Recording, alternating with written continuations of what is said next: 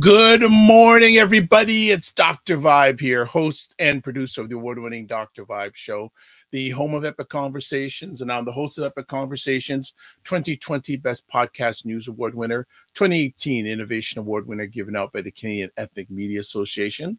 Also, I am the co-host and co-producer of the only online show in the world for dads and fathers that is sponsored by Dove Men Plus Care. And being part of that team last year, I was able to reach out to over 100,000 dads and fathers around the world. So as always, I'd like to say you're blessed, highly favored, a magnet for miracles, and a solution for someone's problem. We're broadcasting live on October 14th, and we're speaking that Ryan's going to join us halfway through the program. Sometimes it can happen, sometimes it's not, but we're speaking that he's going to be with us today. So most importantly, let's get some important things out of the way, and let's take care of this first. This episode of The Morning Vibe is brought to you by Ebony Occasions. At Ebony Occasions, they want to be your number one choice for Afrocentric greeting cards.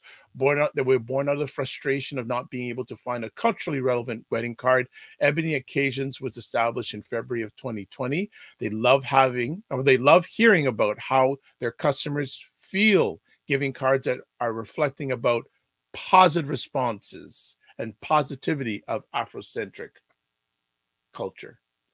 They always get great responses from their clients, and from whether it's birthdays to baptisms, showers to sympathy, whatever the occasion, Ebony Occasions has you covered. So I'd like to say thank you so much for the time Ebony Occasions has taken to sponsor. And also, I'm just going to make sure that you have their contact information. So let me just put it on the screen if you want to get a hold of them. And that's where you can get a hold of them.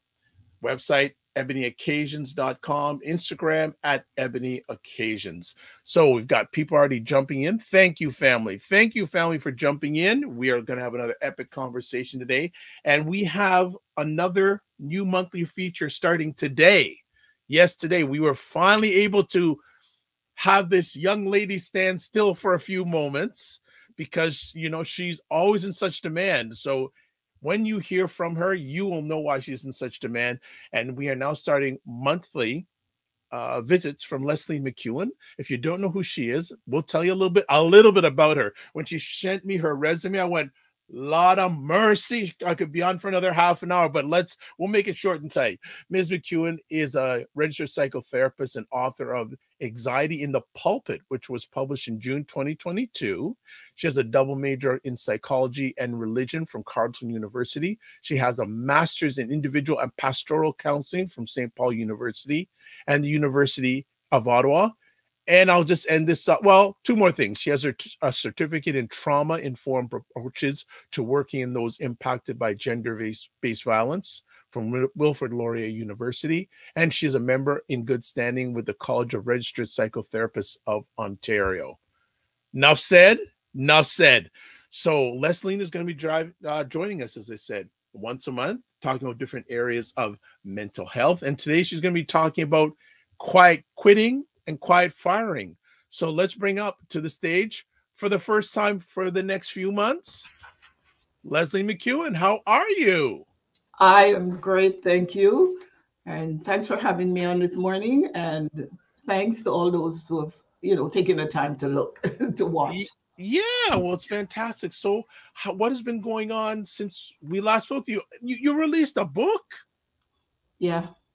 What was this book? What's a book about? Actually, this book has been coming since 2019, and Okay. it's the name Anxiety in the Pulpit kind of speaks for itself, Yeah. but it's a book that anyone would find helpful. Not only if you're in, a Christian, so to speak, but it's got some great tips about how to deal with different situations that cause anxiety. Although it's focused on, the daily anxieties that clergy, church leaders, lay people face.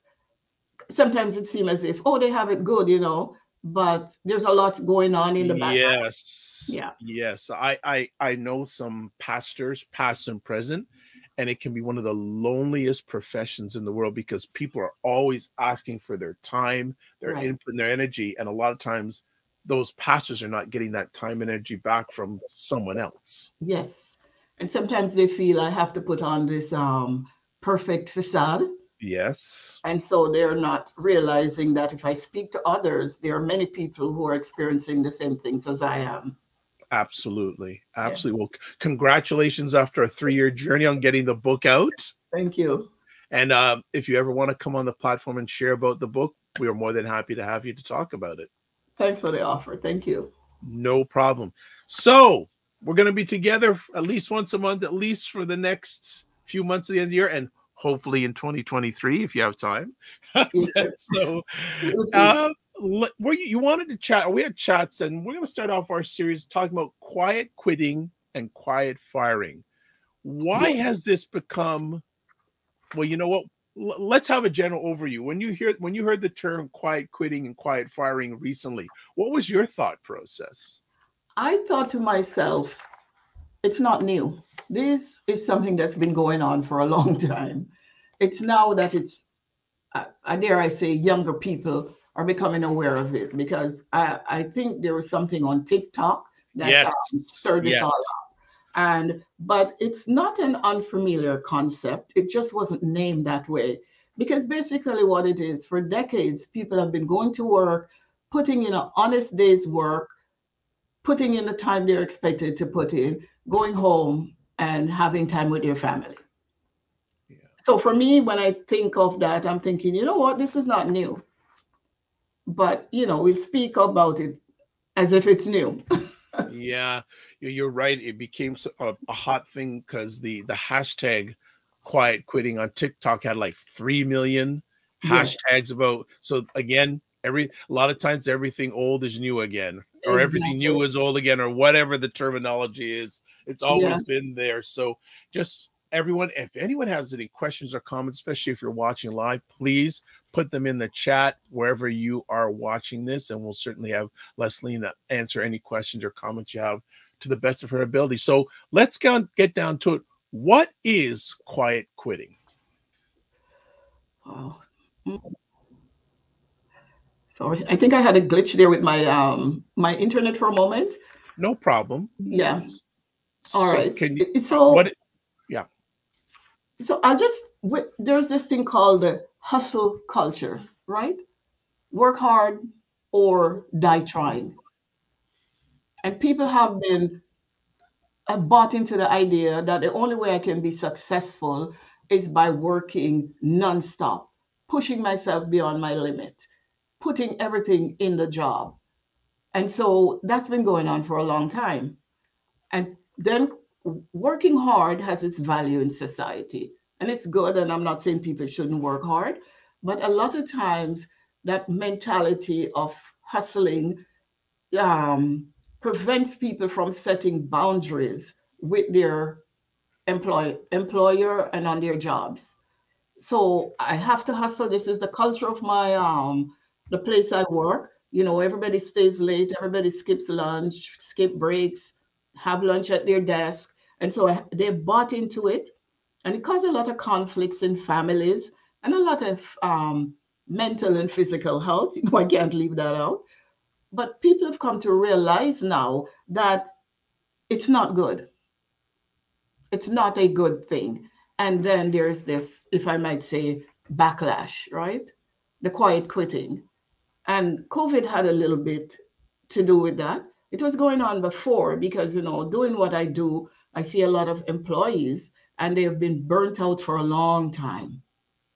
They're not burnt out because of COVID, although COVID has exacerbated it, right? Mm-hmm. So now Mm-hmm. people are saying, I'm stepping away from the idea of going above and beyond for my job, especially a job that probably would not do that for them. Eh? So they're stepping back. Before, even if they were underpaid, overworked, or not being treated well, they kept going. And later on, I'll touch on how it affects certain people. Now, employees with this quiet quitting, they're not literally quitting their jobs. What they're doing is quitting that idea of the over and above. So most people, they're doing their job, they're doing an honest day's work, they're putting in their hours, so to speak, and then they're going home. So that's changing a lot. Um, there are two ways people are doing this. Eh? Okay.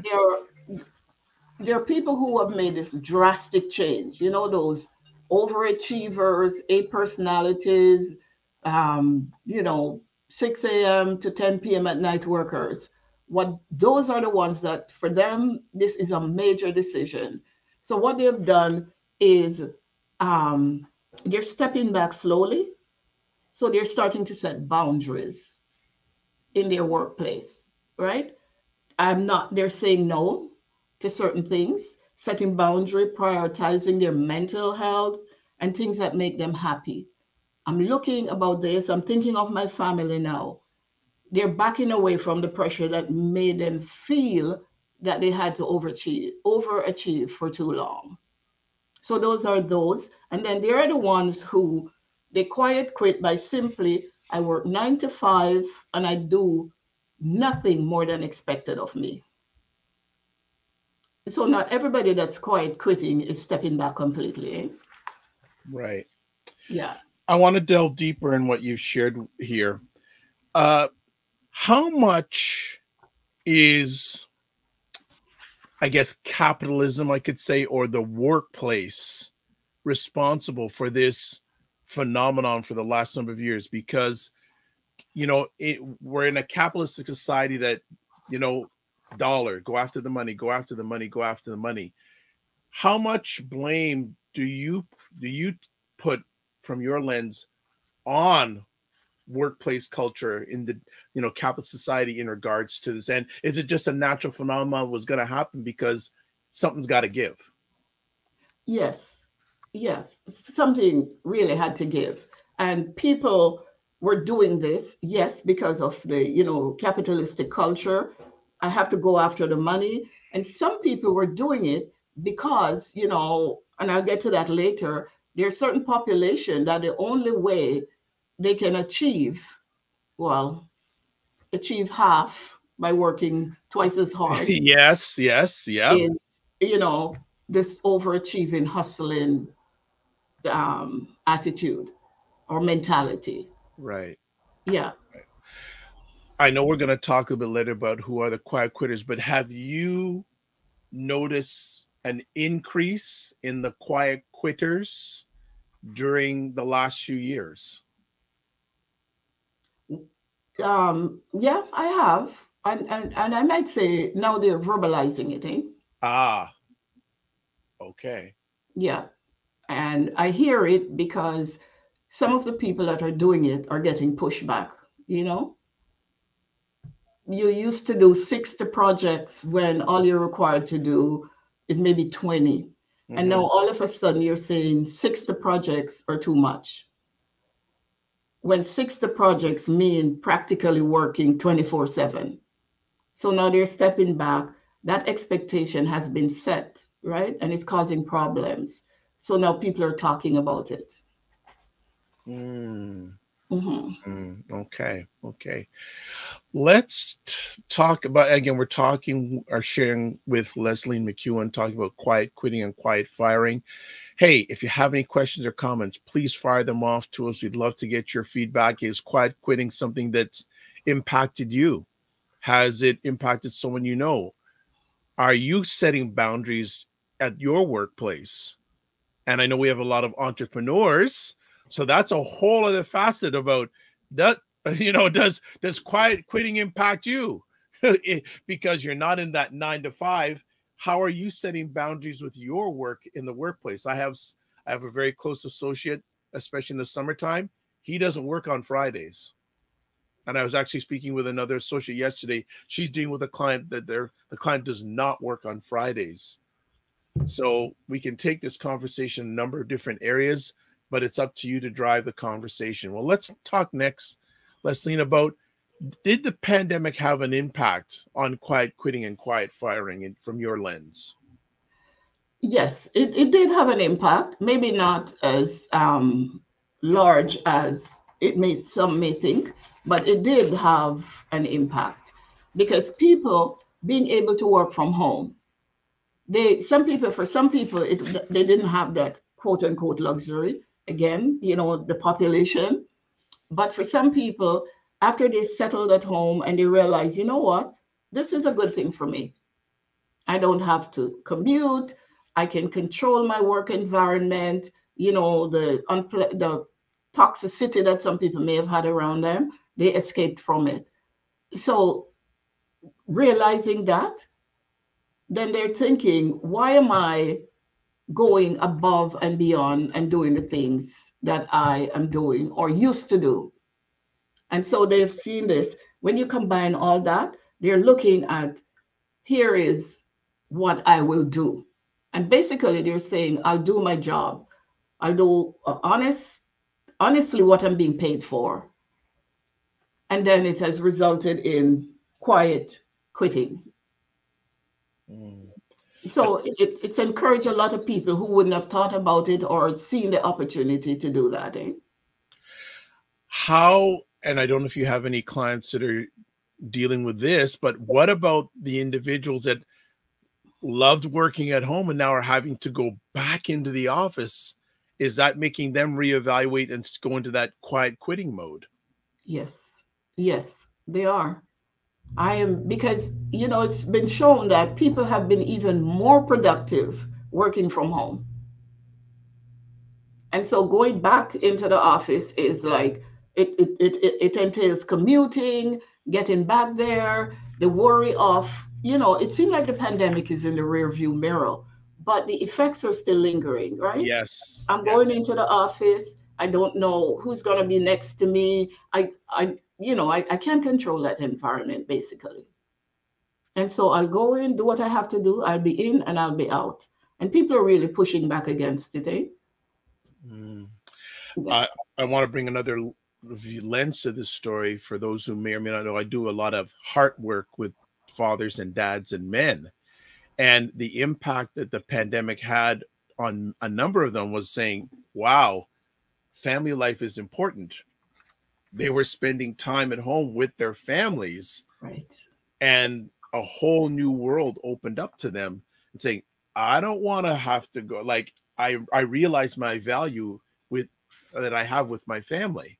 Mm-hmm. And that is causing an increase of stay-at-home dads, or a lot of dads and fathers saying, no, I only am going to be in the office this much. Yes. They're setting those boundaries as you were talking about. Exactly. And that's one of the major, although, there are two sides to it, right? But that's one of the major areas where there have been improvement, the family life. People having supper together, breakfast together, a dad that was constantly hustling on the go. All of a sudden, they're forming a relationship with their kids. Mm-hmm. And that's been a great thing. We must remember, though, that there are three groups who, I call it, it's been called the COVID-19 economy, right? Mm-hmm. There are the people who lost their jobs and they faced economic insecurity. That's one set. And then there are those that were classified as essential workers and they faced the health insecurity. And most of those also, face the former. And of course, there are those who were able to work from home, work in the safety of their home. However, Black and racialized workers were less likely to be found in that group, working from the luxury of home. So the disparities continued into COVID and through COVID. And would you also say post-COVID? Yes. Yes. Because, a lot of those people, the ones who lost their jobs, they had the financial stress, and the ones who had to work through COVID, a lot of them are just now coming to terms with what they've been through, because they've seen a lot of their peers die, got infected, some of them infected their homes so much, and now they're just kind of working through that afterwards. So it's not over. Would you say, and we'll get, I have to ask this, that the pandemic has had a generational impact? Yeah, it has. It has. Because one thing that's for me anyways, I don't know how other therapists or people who work with young people have found it. I found that there are more young people experiencing grief from losses they suffered through COVID, and not just death, but friendships, lifestyles. They used to be able to do X, Y, or Z. They can't. And there's more depression among young people. Some of them are very anxious coming out of COVID because they're still, they've been taught, wear your mask, sanitize, social distance. And now all of a sudden they have to kind of get back right in there. Some kids don't have a problem, but yes, it's come right down, right? Okay. I see my aunt die. I see my condolences. Yeah. My condolences. Wow. Okay. Yeah. So let's talk about who are the quiet quitters. Who are the quiet quitters? Or who aren't the quiet quitters? I don't know. Okay, so the quiet quitters are, the Gen Z and the younger millennials, those that are under the age of 35. And we know even before COVID, they're the ones who were more about work-life balance. They wanted quality of life. And so it started there. But this group, they want to feel cared for. They want to have opportunities. And so if they feel uncared for and they're not having opportunities, then they're having other interests, and they're the major group, the major demographic that's doing it. Of course, there are others, right? When people feel unappreciated or uncared for, they are not going to be putting out more than they have to. And COVID, again, we come to the pandemic, a lot of people weren't treated well during the pandemic. So they didn't get the they weren't treated well. They weren't respected. Exactly. And so they're now, I don't know, I'm backing up. Now, when it comes to racialized people of color, let's talk about that. Yes. Quiet quitting is a privilege that most of us are not afforded. We don't have that privilege. And so members of the minority community, historically, we have had to work harder to have professional recognition. And not only harder, but to have to work on harder. Exactly. So quiet quitting for people of color, and specifically for Black people, is almost non-existent. There is no, we're micromanaged. Even during COVID, as I was saying there, during the pandemic and a lot of people were working from home, there are certain people who were micromanaged to a higher degree than most other people. I hear stories of how they had to report, how they were being monitored more than when they were in the office, although they were producing more. So it's a difficult thing. You know,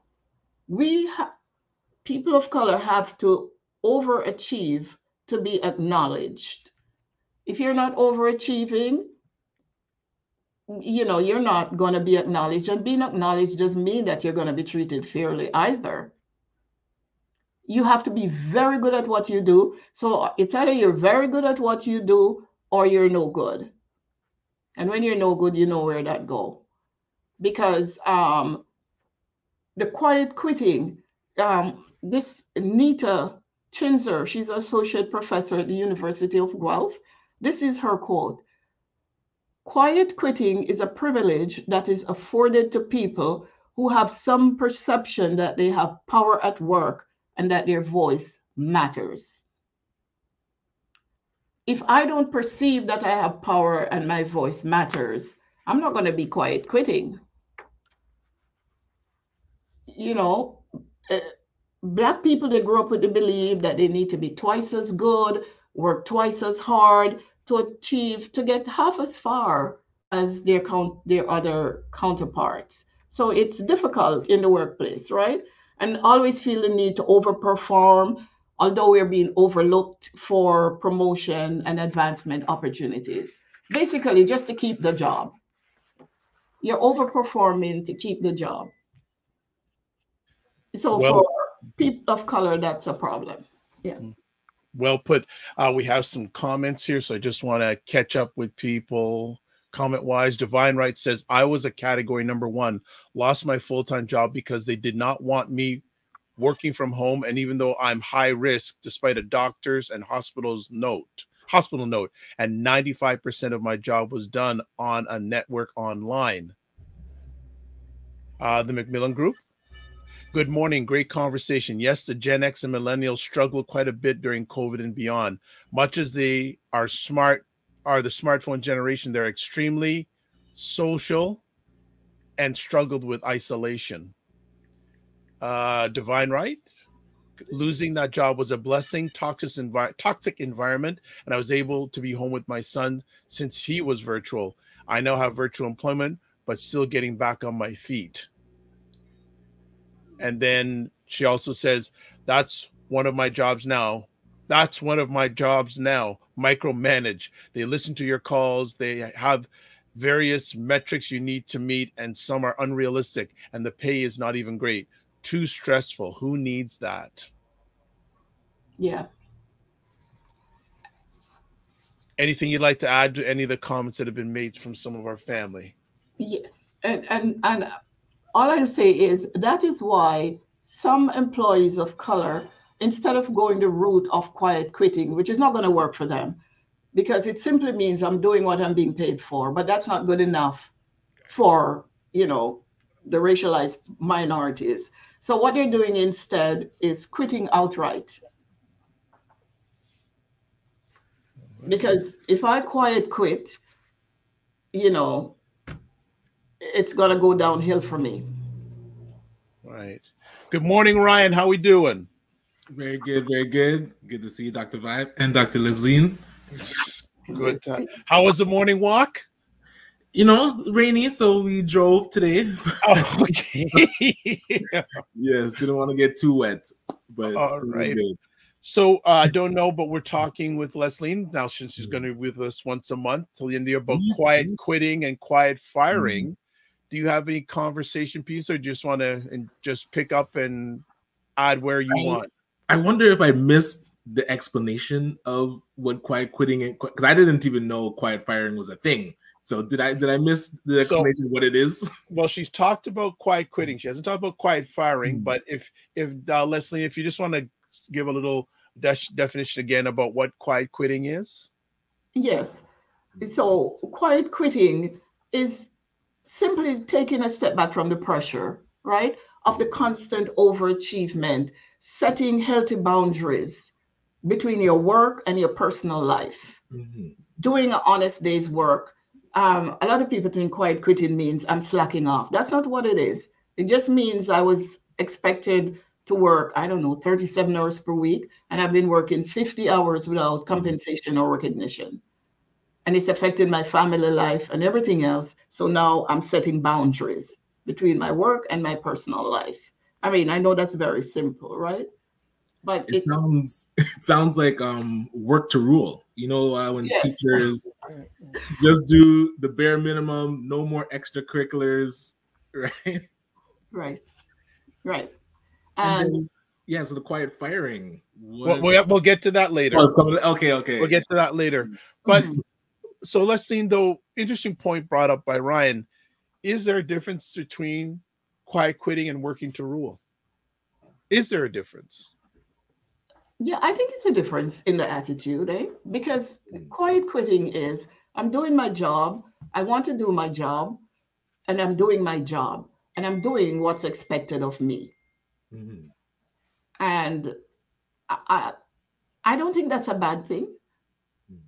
I'm doing my hours. It's not like I'm going in. Some people say I'm putting my time in, and they'll just go in and sit there. Most racialized people don't have that luxury, because the micromanagement, and if the boss is not micromanaging you, your colleague is watching you or somebody else. So doing your job, I when I was doing this, I made a little note, actually, work to rule, but it really is not, right? If I was working to rule and something was on fire, I would that's not my job, and I'd just keep going, right? But it's my job. This is my job, and if something is on fire, I'll put it out. And I guess because the work to rule was specific to get a negotiation for their contract. Exactly. By quitting, it's more. But is it being done so that they would get recognized for the extra stuff they do, so that they'd be able to be compensated for it instead of just being expected to do it? No. I think it's being done now because of not being recognized, because of not being compensated, because of the, I say, devastating effect it's having on people's personal and family life, health, and mental health. I think it's just a new way. People have, this new way of thinking about life, because the pandemic has shown us that, hey, the world is going to go on, right? Right. So then did it get just a terrible name? Because when I hear that name and I'm hearing people's responses to it, it really has a negative connotation, where if it was mindfulness and reclaiming my work-life balance, then people get that. But when it got called quiet quitting, like you mentioned, people thought it was like, oh, millennials are slacking off, and I thought it was they were disappearing from work and is the ghosting thing, but I guess it was something completely different. Exactly. It's basically saying no, right? In cases when people should have been saying no a long time. Right. They say yes and yes and yes and burn out, right? Yes. So it's basically saying that. I know the name sounds, I don't know why they called it that, because for me, quiet quitting is doing your job, period. You go in, you do your job that you're being paid for. But it's that hustle culture that's in place that give people the idea that I have to work constantly. If I'm going to succeed, I have to be going above and beyond, overachieving constantly. So they're quitting not the job, but the idea. Right. Okay, so we're just doing a reset here. We're talking with Lesline McEwan about quiet quitting and quiet firing. Just some program alerts coming up this Monday. We have Lewis March talking about the Zero Gun Violence Movement's Community March Against Gun Violence. It was held on Saturday, September 24th. And a week from today, we have Ray McMillan talking about mortgages and real estate, buying, financing, investing, relocating, and downsizing. So that's upcoming stuff on the Morning Vibe. But we're focused on Lesline today. So I just wanted to get back to her in regards to that. In that, Ryan, any more questions before we move on? No, I just, yeah, getting that clarity. I think a lot of the backlash that people have against it should be watching this show to understand it really more is about people's mental space and not that hustle culture. Because if you listen to the Elon Musks and the Zuckerbergs, then they're like, oh yeah, to succeed, you have to work 120 hours or work all the time. That's what's indoctrinated into us, that hustle culture. So being able, and that word no, when people are used to you saying yes, has very adverse effects. And I guess we're seeing that as this is playing out. Yes. And that's so true, because that's the thing with, you know, racialized people, people of color, where you've been conditioned that I have to work twice as hard, I have to be twice as smart. And now all of the expectation has been set, the precedence is there. So all of a sudden you say, no, I can't come in on Sunday to do X, Y, or Z. And then, you know, hey, what's going on here? You're slacking off, right? Yeah, we were expecting you on Sunday. Yeah. Yes, yes. And of course, it's been to the employer's benefits. Right. So of course, there's going to be a pushback, you know. And some of those billionaires who are speaking, they have other people working, doing the hustling for them, right? Very true. Understood. So let's meet on when we're talking about it. What's the connection between quiet quitting and mental health? Okay, so the quiet quitting is just setting those boundaries at work and setting that space for your own well-being, you know, where you can enjoy life, you can enjoy your family, and you can take care of your mental health. Because when you're in that going culture where there's no time for self, and we talk about self-care a lot, and we need time to do that. But when, you know, take let's say a dad, he's hustling nonstop, going out at 6 a.m., coming home at 8 p.m. His kids are gone to bed. There are things to be done. He's got to discuss stuff with his family and all of that stuff. And then the stressors he's faced already, then it's bedtime. No time to even sit and deep breathe or read a chapter in a book that would be nurturing to his soul, right? So you need that time. And that's basically what it's doing, setting the boundaries and freeing up the time for you to take care of yourself. One of the major things I've seen, still see, it's not over, it's burnout, right? And it's that when you're empty, feeling exhausted, stressed, you're in the home, you're not good company. Neither for yourself or for your family. Right. Yes. You know? So and there's that you need to cope, and it's always a struggle. But when people give themselves the freedom, the leeway to say, you know, I'm gonna go home, have some time after work with my kids, take care of myself, then they won't be feeling so drained and exhausted. Another thing is, when you are burnt out, you're not efficient. So you can be hustling as much as you want and still not accomplishing what you would expect. And therefore, the results are going to be disappointing. Eh? Your motivation is gone. So, and studies have found that having a healthy work-life balance has benefits both for the employee and the employer. Right. And one thing that I noticed when my wife would ask me, do you feel depressed? I'll notice it's because I'm on that verge of burnout, and my attitude at home, like you said, isn't ideal to be around. Yeah. And one thing that I realized when I started to take a break and, you know, sleep more, and I would look at my calendar, let's say for a Saturday, and I'll talk to Dr. Vibe about this, and it's clear, and I enjoy that white space, but then I feel unproductive. I'm like, whoa, and then people, you know, I'll talk to people and they're like, oh, when's the time that we can meet? And I'll see all that empty space. I'm like, just about to jump and fill it. I'm like, wait, that can be done next week. But it's like a struggle to keep to take those breaks and to just decompress. It's like you're fighting with, no, I gotta always be hustling and I gotta get back to work. Yeah. Man. It comes with some feelings of guilt for some people, eh? Mm-hmm. I'm wasting time. Exactly. You know, No. work, achieve. And if I'm not doing that, I'm failing, you know? But it's okay to take time. It's okay to rest. Well, Divine Right is saying this is such great information and so timely. So thank you so much. And yeah, for me, I make sure I time block my quality time. So like Saturday afternoons, usually between at least 1 and 2 or 1 and 3, I do nothing. Yes. Like I'll either just maybe just watch some television and just lay out. I do nothing. No near any screens.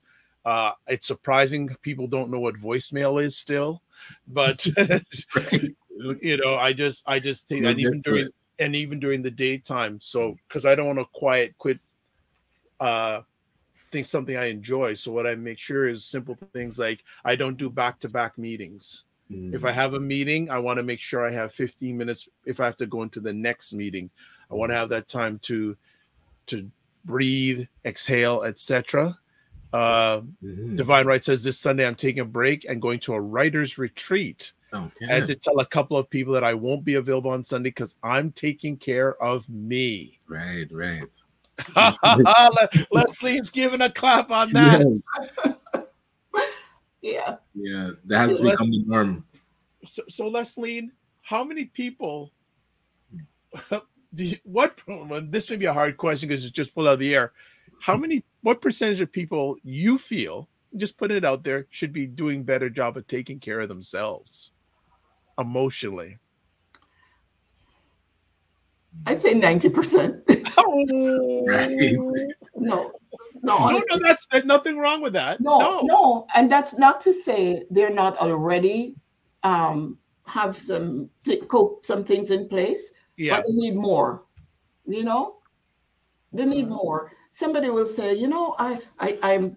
This is my time that I use, and I know everybody's circumstance is different, right? But Sure. they say this is when I relax.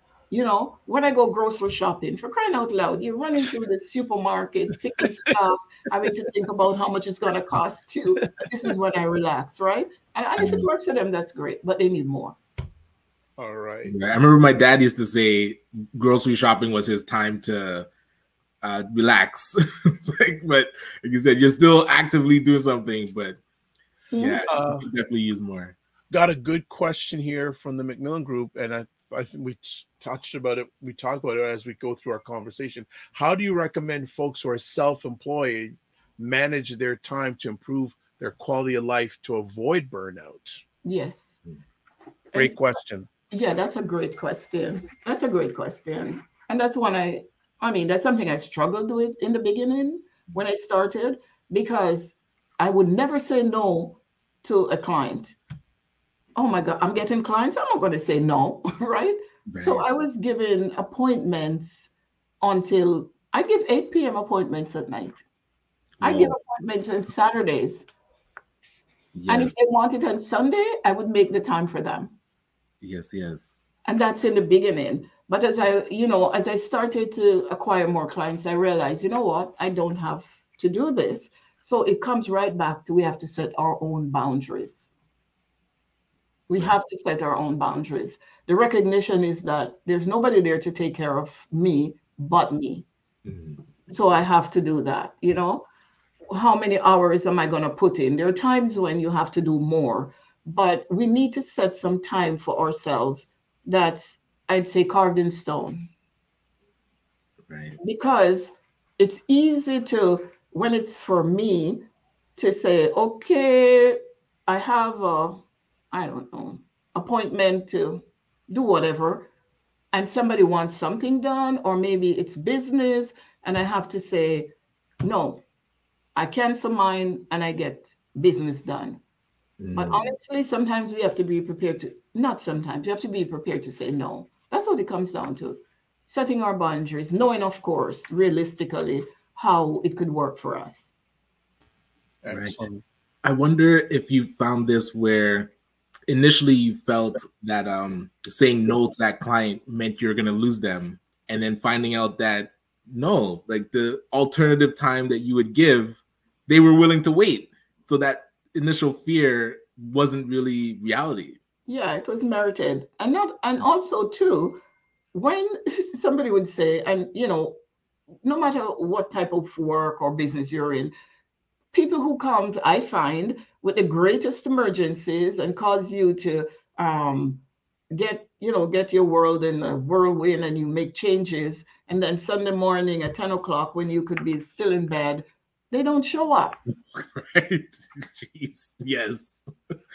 The people who like causing chaos love causing chaos. Yeah. That is their life. They don't know what a lot. But then you shifted everything around. And yes, it's like, yeah. There are people who love chaos, and when they're not having chaos, they feel out of sorts. Yes, and I find if you set those boundaries, it's good for yourself and it's good for the people you work with, because they know what your boundaries are, and they're not going to be disappointed, and you know what your boundaries are, and you're not going to be resentful. True. So got a question from the audience, but I'm going to hold off on it just a minute because I don't want to forget. What is quiet firing? Okay, so quiet firing. Okay, it is, quiet quitting is to take care of yourself. It has health benefits and it benefits the employers, although when you listen to what's being said, it doesn't sound that way. Quiet firing is a very unpleasant thing. It's meant to push the employee out of the workplace without the employer taking the responsibility that comes with firing someone. Okay. That's what that is. And that's been going on for a long time. I mean, as a Black person, I've experienced a lot of my work life, right? Yeah. And I know other people too, but it's been going on for a long time. It's uncomfortable in the workplace when the quiet firing is going on. And there's so many ways, and I'm just going to cut this short because I realize time is going. So many ways that it's being done, right? The employee,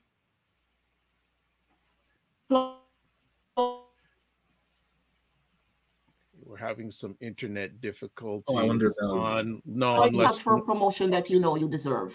Because see my screen. Did you lose me? Yeah, just for a minute. But hey, don't worry. We can go into bonus time if you want to. If you need to flush things out, we can go into bonus time. No worry. Yeah. So they do things that's going to force you, make it so uncomfortable that you'll give up and you'll quit.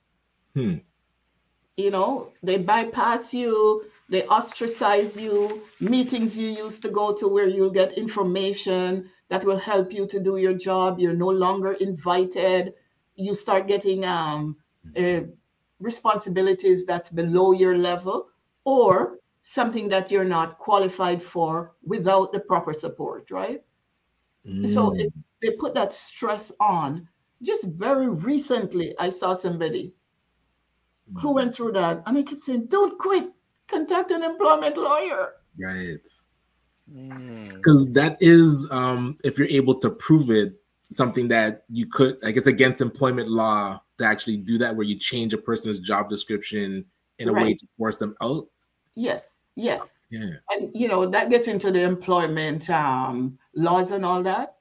But there's something called constructive dismissal, right? Major changes to your duties. That happened to me, and at the time I was ignorant about all this stuff, so you know, I just kind of quit. And that's the whole no, honestly, that's why I tell people, if you think you are a victim of this quiet firing, there are things you can do.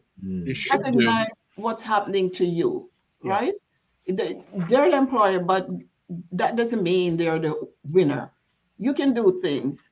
If you're being ostracized, you know, and they do things subtly, some will be very subtle and some will be like in your face. But one thing you need to do is start recording what's happening. You know, Make you're getting projects that you're not qualified for, projects that out of your expertise. Make note of these things. Document it. Document it. Document. Yeah. Document and speak up. Yeah. Speak up. And speaking up, you might say it's going to make matters worse, but really, how worse can it get? Because what you're trying to do is create that record. You know, go see your therapist. Do whatever you have to do. Create that record. So if it gets to that place where you have to have evidence, you have solid evidence. Got a question here from someone you may know, Andrea Pierce, saying, is taking care of yourself a luxury some people can't afford? People in expensive cost of living who adds, I don't understand. Adds multiple jobs just to, who probably have or adds multiple jobs just to survive. So basically the question is, can be afforded? Because many of us of color can't afford a therapist. You know, you know, those who are not of color, probably a lot of them work for companies that have this available, like benefits where this is available. What about people who are of color? Many of us who don't have that sort of access, financial access. Right. And that's a very good question. Eh? And we can take care of ourselves. If Andrew is talking about self-care, there are little things we can do. Some people, for them, self-care is I'll go to the spa, I'll get my hair done, I'll get my nails done, and I'll get whatever done. Whereas for some people, that money is to pay my rent and to feed my kids and to do all that stuff. Right. Now, I could go sit on a park bench for 10 minutes and be revived. You know, just sit there, deep breathe, exhale, just look at nothing, stare in space. Just give your brain that break. Right. So there are little things. Not everybody can self-care in the same way, but there's always something that can be done. Eh? Nice. Yeah. And a lot of times when you can't find the time to do the big things, the little things matter even more because it can have such a big effect if you do nothing prior to that. Exactly. Yeah. It's the little things that make or break, not the big things. Not the big things, because not everybody can afford the big things. Not everybody can, you know, go away to, you know, on a vacation. There are people who go on vacation. Oh, I'm looking forward to my winter vacation in wherever, which COVID kind of put a wrench in that for a while. Yeah. But there are those people, right? I really like how you mentioned something really simple about like going out on a park bench. I do simple things like in the morning time, I'll just go out and sit on my veranda and just there's the quietness. Yes. You know, I'm a firm believer. I say that to a lot of dads and men that I help. I say, do you have a quiet place in your house where you can just sit and have no disturbance? Exactly. Right. Yeah. It doesn't have to be huge things. And she's mentioned something about people taking on extra jobs. And a lot of people post-COVID, well, almost post-COVID, they're having problems, financial problems, because we won't talk about the price of gas, but you go to the supermarket and it's what? Yeah, it's getting out of control. Out of control. It is. It is out of control. Yes. And people are doing, you know, their little hustle on the side or taking on a second job and all those things. So yes, there are those people who can barely find the time, but you know, take your breaks. For example, that's a way of taking care of yourself. Because some people don't take breaks. You know, I'm entitled to 15 minutes coffee break and I'm working. Or I'm entitled to half an hour lunch. Just sit and have your lunch, if that's the best you can do for yourself. Ryan, any final words? Around the taking breaks, I noticed in some professions where, especially nursing, and I think PSWs talk about it a lot, where you work right through breaks because there's always something happening. Do you have any advice for those that are in those types of, I would say, essential services that find big breaks? Yeah, the front line where they feel like they're just always working. and then the end of the shift comes and they could burn out. Yeah, and this is a very sticky one, right? Because if you're caring for people and stuff is happening, however, though, it comes back to setting those boundaries and speaking up in the workplace. I'm not just one person, because in those instances, everybody in the workplace is experiencing the same thing. Eh? Right. So you got to speak up. And if your work is such that you can't take regular breaks, take your break anyways. Find the time to take that break. Yeah. Macmillan Group has a nice point here. I think it's important for folks to develop hobbies, something you do by yourself that allows you to de-stress and rejuvenate while spending quiet time alone, tuning the world out. Yes. And for me, that's reading. Oh, okay. Nice. What book are you reading right now? I'm reading a book called The Body Keeps the Score. Oh, I like that. Yeah. I'll have to get the name of the author. That sounds, I think that's a book that many of us could read. Yes. That is very good. Leslie, before we let you go, any final words you'd like to share with our family about quiet quitting and quiet firing? Yes. So be aware of what's happening in your work environment. Now, take care of yourself on the job. I'm not encouraging people to say, you know what, I'm going to get up and go quiet quit tomorrow, because they know their environment. And we know that some people, they have the voice that's heard in the workplace, so they have the power, so they could quiet quit, and it's okay. Or if it's not okay, the backlash is not going to be as huge. But if you think, you know, my job is just too much, I can't keep going this way, start looking into other options, right? Sometimes it may be, a lot of people are changing careers, because we saw this, it wasn't that big in Canada, this big resignation. Yeah, the big resignation. Right. So start looking around, right? Start figuring out little ways of taking care of yourself, because it begins there, actually. Say no. Say no. And if you can't say no, say not now. Okay. Love it. One I like is not now. If that changes, I'll get back to you. There you go.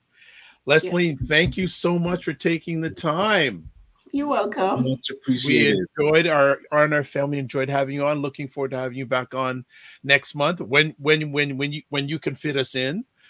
So I think you're already booked. I know. I'm just playing. I'm just playing with you. But thank you, and for those who are watching live on the replay, there's your contact information if you have any questions. And remember to give yourself grace and to just manage your time, manage your energy. And thanks for making our day better. Thank you. Have a great day. Bye-bye. Bye-bye. Solid. Yeah. Ryan made it. Yay. It took bad weather. Yay. Yes. Hey. Good stuff. Good stuff. So what's been going on in Ryan Knight's world? Hey, recovering, taking it easy, going into the weekend. Again, that empty space on Saturdays looks beautiful. We'll have kind of the full Sunday, but yeah, looking forward to that. How about yourself? How's the weekend looking for you? So let's see. How's today? Today's interesting enough, let alone the weekend. Right. So right after we finish this, I'm introducing someone to Ripen. So in regards to that, and then right after that, I'm doing a sharing session with the students in the film and video arts program at Sheridan. They've asked me to come in and share with their young people. So that's happening. Then I've got a meeting this afternoon. Then it's quiet. And then tomorrow afternoon, I'm being interviewed by Fitness IQ, who we met at the Frequency Event Promotions event. Nice. She's interviewing me. Then we've got State of Things, Aisha and Jill and Lala tomorrow night. And then Black Canada Talking Sunday afternoon with the roundtable with Cesar, L, and Sarah. But there will be relaxed time tomorrow afternoon, and tonight will be quiet. Just wanted to, again, FY. Actually, you know what? Before we do it for next week, comments, Divine Right from the DMV says this was so rewarding. Thank you for having her on. Such gem drops. Much thank you very much. I'm glad you appreciate it. So some things coming up on this Monday show. Louis Marsh will be talking about the Zero Gun Violence Movement's community march against gun violence that was held in Toronto on September 24th. One of the people that showed up for that march is a guy named Masayu Juri. Okay. Who is the GM or general manager of the Toronto Raptors. And I think Louis will say, but Zero Gun Violence and the Raptors now have a collaboration. Okay. Love to learn more about that. It will talk about that. Next Friday's show, Ray McMillan will be on talking about mortgages and real estate, buying, financing, investing, relocating, and downsizing. And for people that don't pay attention to what's going on in the stock market, even you may not be, if you don't have buying stocks and shares, they are like yesterday, the Dow Jones New York went up 800 points, is down like 300 pounds. So what happens on the stock market affects us, family. You may not have investments in there, but it is a sort of a forecast, because everything done on the stock market is future, what they're seeing in the future. So definitely pay attention to that. We have another comment here. And Divine Right says, yes, I agree on the hobbies, Ray. Wonderful. So, and we also have to bring a big shout out to Ebony Occasions, who sponsored the Morning Vibe today. So thanks for the sponsorship, and which leads into this. If you'd like to promote your business or service on our show, contact me at dr.vibe at the drvibeshow.com. Anything else you want to include, Ryan? No, everybody, please enjoy your weekend. Enjoy that quiet time, and looking forward to Monday's conversation. Monday and Friday we're already booked in, so that is great. And if you can catch replays of what we do here on the Dr. Vibe Show YouTube and Facebook page, on the Afro-Caribbean Network Facebook page, Ryan Oneil Knight YouTube, and ACBN YouTube. Yes. So everything is good and going with those channels also. So as another comment, let's see if there's anything else here. We still need to work that one sponsorship. That's an inside joke between myself and Divine Right. You'd have to, if to know that, you need to. Divine Right was on the Dr. Vibe Show about a week or so ago, and that was a whole conversation with head wraps and Walmart. And no, I don't wear head wraps. She does, by the way. So we're gonna leave it at that. So it was an inside thing, but good stuff. So as always, family, we close out with this. Live your life as a dream. If you can dream it, you can make it. Sometimes you have to get small to get stronger. Block assumptions and aim bigger, aim better, aim higher, aim wider. Love, faith, and respect. Remember to give yourselves grace, and we will see you, God willing, Monday morning. And wherever you're watching this and whenever you're watching, just have a great day. Be well and keep the faith.